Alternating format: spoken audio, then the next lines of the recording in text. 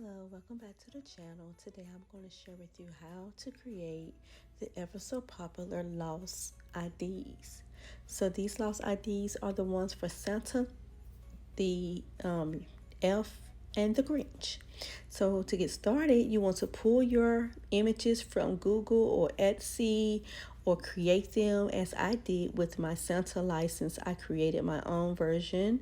I kind of mimicked some of the ones that I saw on Google and on Etsy and kind of just pulled them all together. And then I pulled the ones off of Etsy for the Elf and the Grinch. So once you have the images that you want to use or created the images that you would like to use, I set mine up in Cricut Design Space. If you don't have a Cricut Design Space program, you can use the Silhouette program or some other editing program, okay, to create your images. And once you have your images, you want to send them to your printer. The printer that you need to be using is a sublimation printer. So that it can be sublimated on the cards that we're going to be using. And I will talk to you about those cards in a few seconds. So you want to send it to your printer. Be sure that your image is flipped or mirrored. I didn't do mine exactly right there in the frame because I always do mine in the printing program. So once it goes to printer, it automatically flips my images when I need them to be flipped. So this is how it comes out on Cricut Design Space. It has a little black borderline. You want to cut all your little cards out. These are the cards that we're going to be sublimating on. They are the metal business cards. They're the size of a business card, and they're like metal or aluminum, okay? So they will last year after year after year. Now, you can use your Cricut machine to to cut out each of your images. I, however, chose to just do it by hand. It was just better for me. And so once you got each one cut out, we're going to clean off the metal card. Just wipe it off with a dry cloth, make sure there's no fingerprints, and then lay our designs face down on the card and use some heat tape to tape the image down to the card. The reason we want to do this is because we don't want to allow any air to get underneath or between the image and the card when we're pressing it, because it won't work. Well, it will work, but it will leave like a ghosting image. It will just mess it up, and we don't want that, okay? We want the kitties to be happy. We want it to look as realistic as possible to a license or ID. So once we have our image taped, we're going to do one side. You're going to take one side. You're going to do one side at a time because I am going to be doing a double-sided image. You want to then take it over to your heat press machine. I am going to be pressing at 400 degrees for 60 seconds, which is 1 minute. And always protect your heat press machine. So I lie down a sheet of butcher paper or the I can't think of what it's called right now, but it's like another protective paper. You could do any type of protective paper, and you want to make sure that you lie your images face down with the paper side up. Also, I don't know if I said it, but you need to make sure that you're using sublimation paper for this project as well, okay? So usually sublimation paper has lettering written on the back of it. That's the side that you want to have upright. So I'm trying to put in as many as I can at one time before I waste time pressing each one. It makes no sense, so I'm putting them all in at once. And as you saw what I did, I took a long sheet of butcher paper and just folded it over so that I can have it covering not only on the bottom but also on the top. You want to check your pressure, make sure it's not too tight, but you also want to make sure it's enough of pressure to allow for a good press. So once I'm satisfied with the amount of pressure that I have, I am going to leave it for the entire minute to let it sublimate, and then I'm going to go and take it right back out. So it is done, and we're going to pull it out. I do advise that you have on some heat gloves or something like that to protect your hands, because these cards will be super duper hot.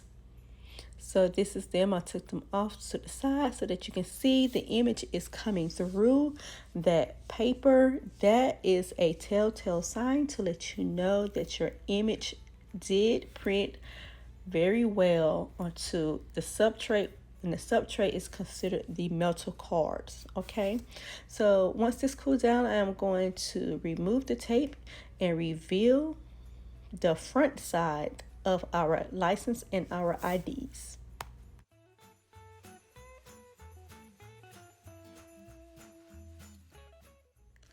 Okay, so it has cooled down, and I'm just going to remove this heat transfer tape and show you guys what the F one looked like. I think this is the F, and it's the F card is more of an ID card, and you can use it to show it to the kids and let them know that the reason why they have the F card is because they need a little bit more surveillance. Santa Claus need to make sure that they are behaving, and that, you know, F goes and report back and forth. You can also use this card and along with the F on the shelf F, if you have it, or one of those little Fs that you get from other stores. You could do a lot of different things with these cards. I just think they're so cute. And like I said before, you can also just make your own games up with them as well. So this is one of the Santa Claus license. And I'm trying to make this license look as real as possible. If any of you are interested in purchasing any of these metal cards, the IDs or the license, then please check out my Etsy shop at Glamazon Design Shop. It will be linked down in the description box so that you can go over there and check it out.